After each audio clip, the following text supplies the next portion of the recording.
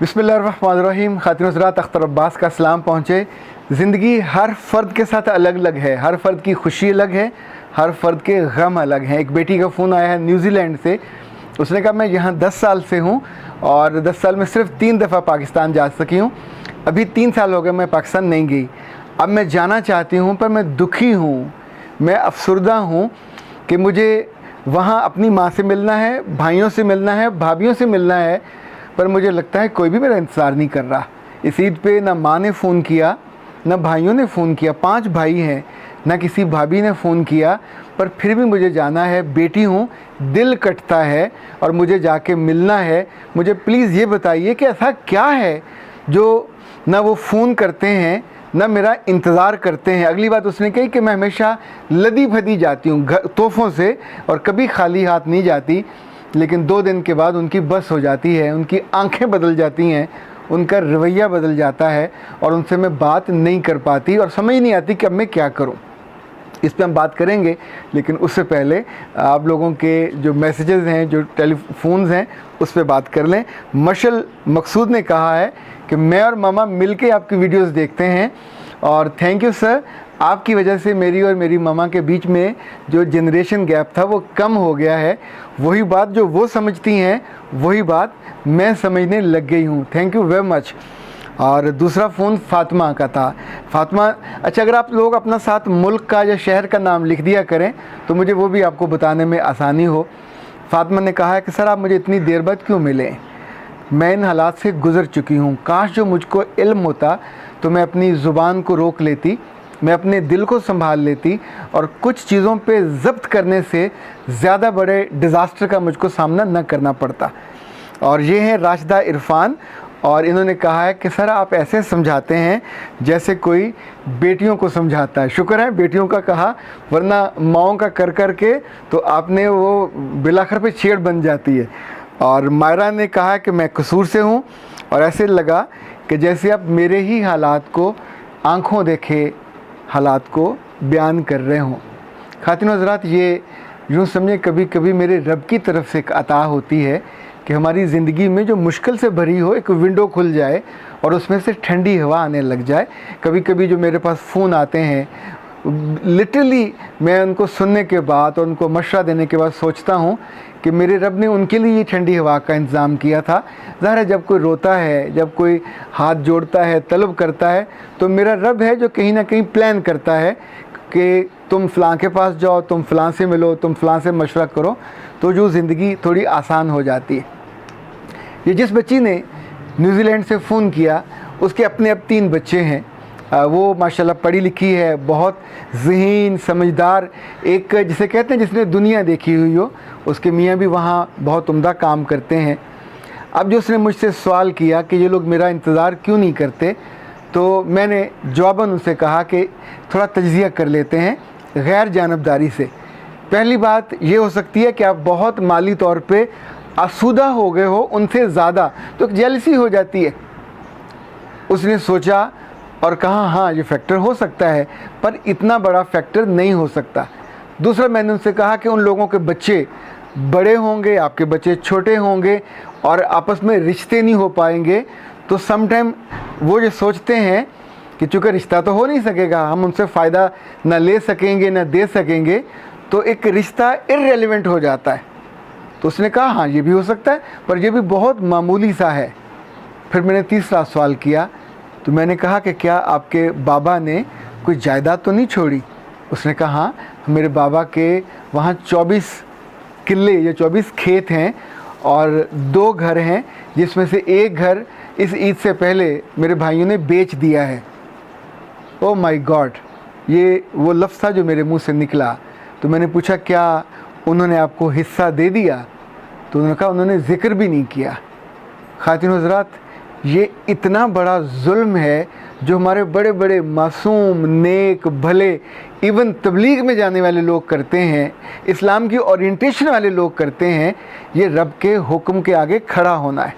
जिस रब ने जायदाद में बेटियों का हिस्सा रखा, बहनों का हिस्सा रखा, वो हिस्सा आप खा नहीं सकते। किसी भी आने बहाने से, किसी भी दलील से, किसी भी कब्ज़े की दलील से, किसी भी ताकत के दलील से। मैंने तो वो हदीस पढ़ी थी तो लरज़ के रह गया था कि जो किसी का नारवा हक खाएगा और किसी ने किसी की ज़मीन के एक टुकड़े पे भी कब्ज़ा कर लिया तो क़यामत के दिन वो क़ताए राज़ी उसके गले में बांध दी जाएगी और ज़ाहिर है उसको उठा के तो मूव नहीं कर सकेगा। ये इतना बड़ा जुल्म कभी किसी बेटे को, कभी किसी बाप को, कभी किसी भाई को अपने ज़िम्मे नहीं लेना चाहिए। मेरे वालिद मोहतरम अल्लाह उनको जन्नत में आला दर्जों में मुकाम दे और उनके दर्जे रोज़ बढ़ाए। उन्होंने अपनी he was director education, grade 20 में वो रिटायर हुए। माशाल्लाह उनका अपना घर था, अपनी ज़मीन थी। जब उन्होंने अच्छा ज़रूरत मुझे पड़ी घर बनाने के लिए तो उन्होंने ज़मीन को फ़रोख्त किया। जो पैसे मुझे भेजे साथ मुझे फ़ोन करके बताया कि तुम्हारी दोनों बहनों का हिस्सा मैंने इतना इतना बना उनको पहुंचा दिया है। आप सोचें, बाप मुंह से कुछ नहीं कहता, अमल मुंह से बोलता है। जब आप ये करते हैं तो नीचे भी वही चीज़ ट्रांसफ़र होती है। तो जो अच्छे बाप हैं, जिनको अल्लाह ने दीन का इल्म दिया है, जिनको अल्लाह ने दीन की फ़हम दी है, वो कभी ये जुल्म ना करें। 1/3 तो आप अपने बच्चियों को या बच्चों को या पोतों को या पोतियों को या नवासों को हिब्बा भी कर सकते हैं और हिब्बा वापसी नहीं होती, ये तोहफ़ा होता है और ये हक़ है। आप या सारी को आप किसी के ज़िम्मे नहीं कर सकते, वो बाद में ही तकसीम होनी होती है उस इस्लामी कानून विरासत के तहत। लेकिन जो आपके कमज़ोर होते हैं, क्या कहना चाहिए, नवासे नवासियाँ, पोते पोतियाँ, बाज़ दफ़ा उनको हक़ नहीं मिलने वाला होता तो उनके लिए दादा को, बाप को ज़रूर कोई ना कोई कर देना चाहिए।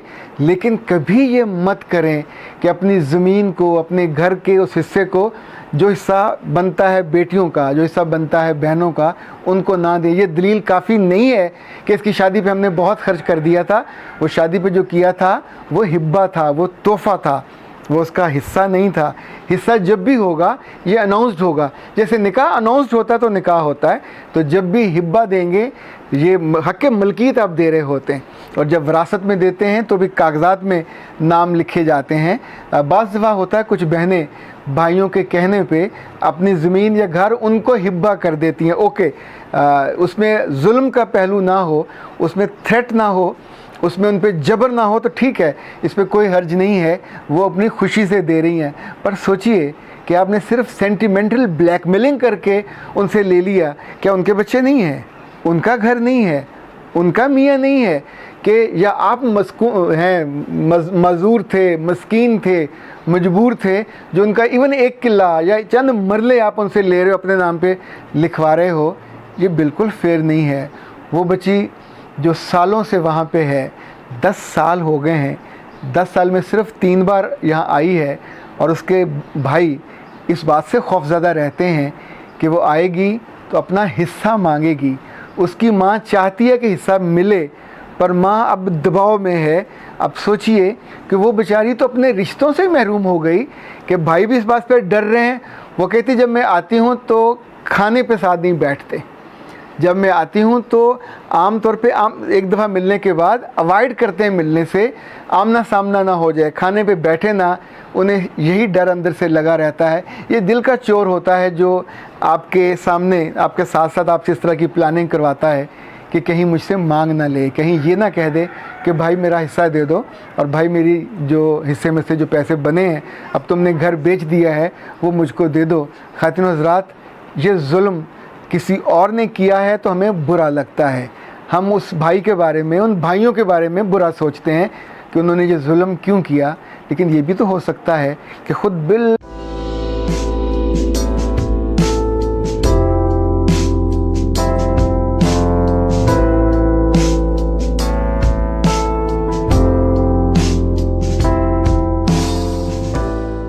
हुआ हक हो और आपने किसी और ने ना मारा हो, उसकी वजह आप बने हो, तो please make it A point कि कोई आपसे कहे ना कहे। बहनें और बेटियां कहती नहीं हैं, वो बस सिर्फ आंसुओं से रो पड़ती हैं, क्योंकि उन्हें ये भी डर होता है कि अपना हक लेंगे तो रिश्ते ख़त्म हो जाएंगे, रिश्ते छूट जाएंगे। ये कैसा सिला रहमी है, ये कैसे रिश्ते हैं जो अल्लाह को भी मानते हों, रसूल को भी मानते हों और सिर्फ इमोशनली ब्लैकमेलिंग में थ्रेट इसलिए रखते हों कि हमसे हिस्सा ना लो, हम रिश्ता तोड़ देंगे? हमसे अपना पैसे न मांगो कि हम मिलना बंद कर देंगे, हम तुम्हारा इस्तकबाल करना बंद। पाकिस्तान की जमातों में से मेरा ख्याल वाहिद जमात इस्लामी है कि जिन लोगों ने अपने लोगों को बच्चियों के, बहनों के विरासत देने पे वो बाकायदा न सिर्फ उनको समझाते हैं, उनसे कोई अहद भी लेते हैं, ये मैंने सुना है।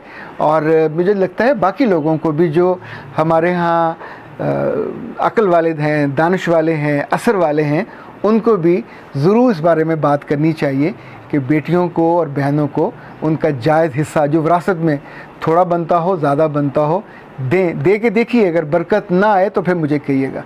अख्तर अब्बास को इजाज़त दीजिए। अस्सलाम वालेकुम।